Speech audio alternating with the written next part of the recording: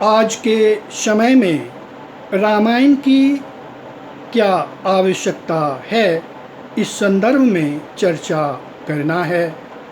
आज मनुष्य सिर्फ भौतिक सुख सुविधाओं की ओर अग्रसर हो रहा है, जिसके कारण वह अशांत है, मानसिक रूप से, सामाजिक रूप से।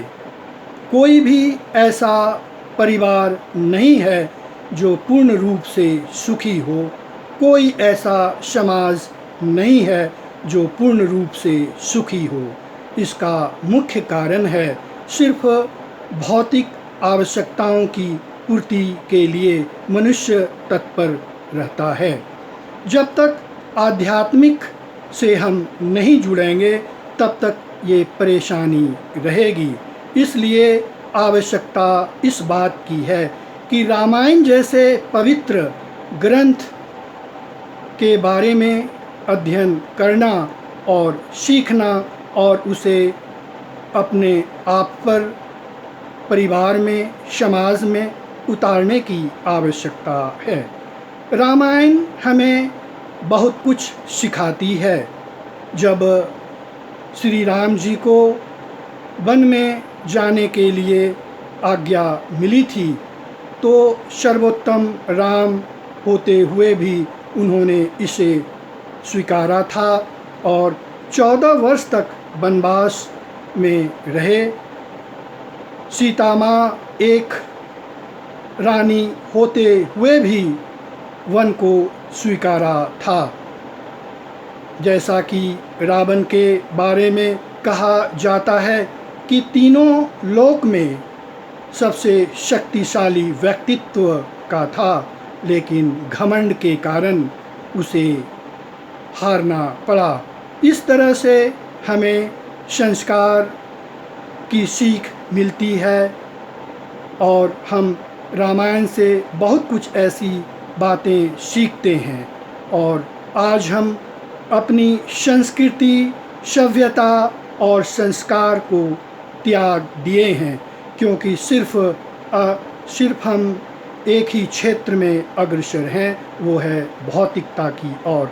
आज के बच्चों में देखा जाए तो संस्कार उस अनुरूप में नहीं है जिस अनुरूप में होना चाहिए, क्योंकि उसे रामायण जैसे पवित्र ग्रंथ का ज्ञान नहीं है। इसलिए आवश्यकता इस बात की है कि रामायण को पढ़ना, अध्ययन करना, सीखना और अपने आप पर उतारना। एक रामायण में बात कही गई है कि जब स्वयंवर रचा था तो विश्व के अनेक शक्तिशाली राजा पहुँचे थे, यहाँ तक रावण भी वहाँ पहुँचा था। उस धनुष को उठाने में असमर्थ था।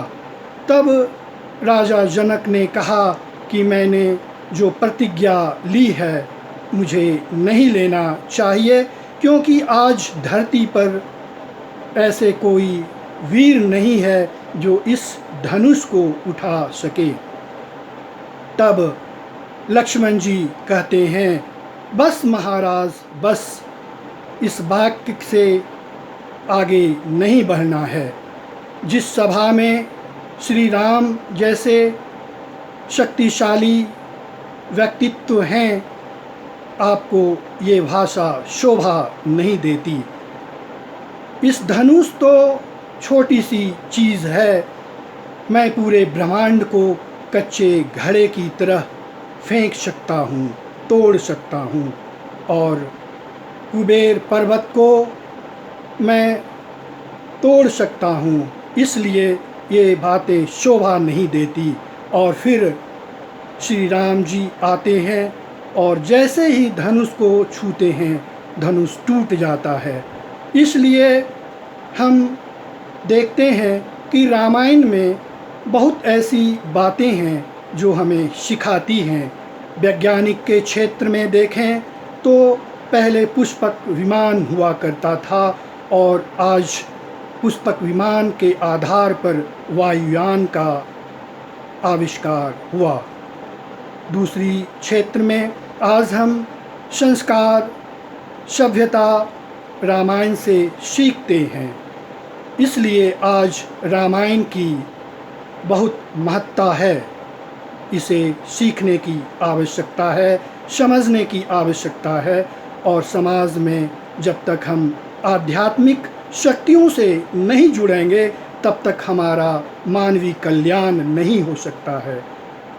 कहा जाता है कि भौतिक सुख कुछ क्षण के लिए है, लेकिन पूर्ण रूप से ये हमें शांति नहीं दे सकती है। बहुत बहुत धन्यवाद।